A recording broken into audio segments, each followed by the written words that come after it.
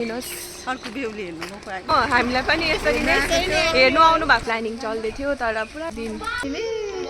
माया लाग्दो भएछ हौ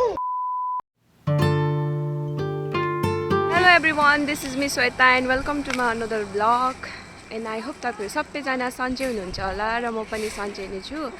र म चाहिँ अहिले तलबाट आउँदैछु हाम्रो गाउँमा चाहिँ एकजना दादाले भाउजू ल्याउनु भएको छ नयाँ त्यही भएर चाहिँ हामीहरू म मेरो भाउजूहरू सबैजना मिलेर हामी नयाँ बेहुली हेरेर आउँदैछौँ हो अहिले चाहिँ हामी फेरि जाँदैछौँ माथि र हामी कहाँ गएको भनिदिनुहोस् अर्को बेहुली हेर्नु म पाएँ कहाँ गएको अरे भनिदिनुहोस् त अर्को बेहुली हेर्नु नयाँ बेहुली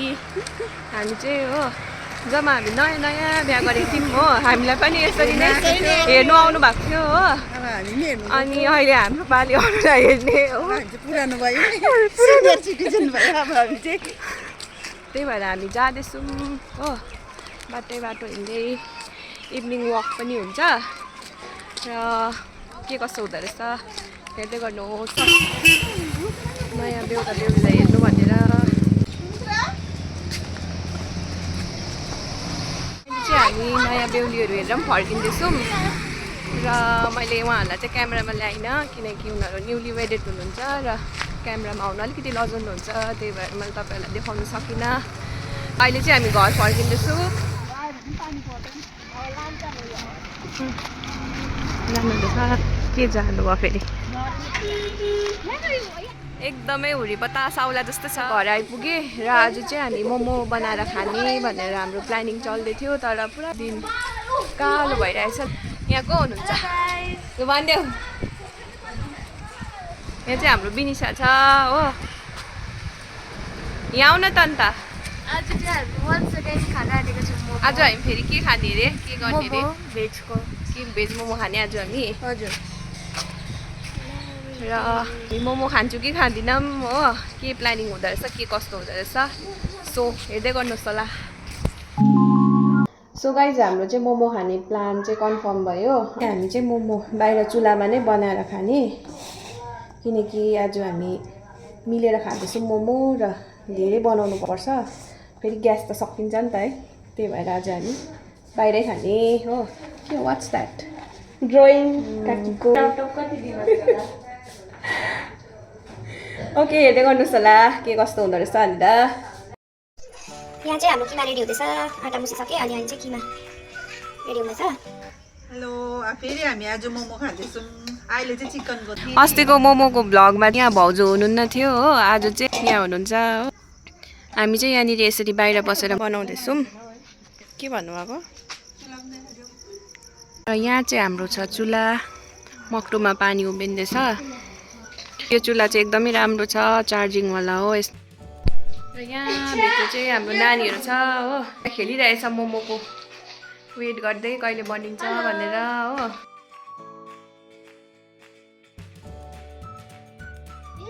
यहाँनिर चाहिँ आँटा डल्ला गर्नुहुन्छ लाइट बाल्दै झन् भाउजूले अर्को भाउजूले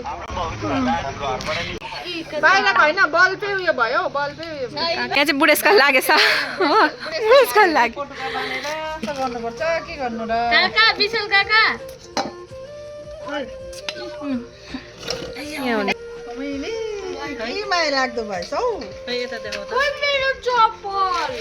यहाँ राई यहाँनिर चाहिँ भाउजूको फोनमा उसले कल गर्नुभएको छ यहाँ त चाहिँ कान्छा बोल्दैछ हो होइन बिचरा उसले त कति बादमा कत्रो कत्रो काटी पनि ठोक्छ त घोच्दैन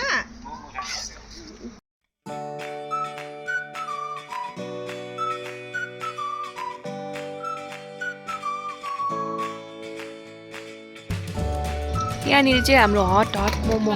इज रेडी टु सर्भ हो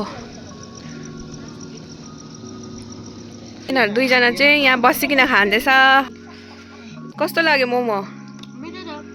भाइलाई कस्तो लाग्यो भाइ मिठो लाग्यो खाने अझै बिनिसा खाने यहाँनिर चाहिँ बनाइरहनु भएको छ स्टिल यो हुन्छ चिकनको मोमो पाक्दैछ भर्खरै मैले यो सेट लगाएँ यहाँनिर र यो चाहिँ अलरेडी स्टिम भइसकिसकेको छ र पनि मजाले भएको छैन, त्यही भएर एकछिन होस् हो। अहिले चाहिँ हाम्रो मोमोहरू फाइनल्ली है रेडी भइसकिसक्यो अनि आधी चाहिँ स्टिम हुँदैछ र हाम्रो भाउजूले चाहिँ केही भन्नु चाहनुहुन्छ मलाई अरे। केही भन्नु छैन, हाम्रो यहाँ बल्ब बिग्रेर एकदम जहिले पनि हाम्रो यहाँ बल्बले गर्दाखेरि अँधेरो मात्रै हुन्छ हो। हामी तपाईँले भन्नुहुन्छ होला हामी खालि अँधेरोमा खायो भनेर है। मासु चाहिँ हाम्रो भित्र लानु हुँदैन नि त घरभित्र, त्यही भएर हामी चाहिँ बाहिर मात्रै पकाउँछौँ नि त हो। र फेरि पनि वान्स अगेन हामी चाहिँ यहाँ अन्धकारमा हो अँधेरोमा मोमो बनाएर खाँदैछौँ।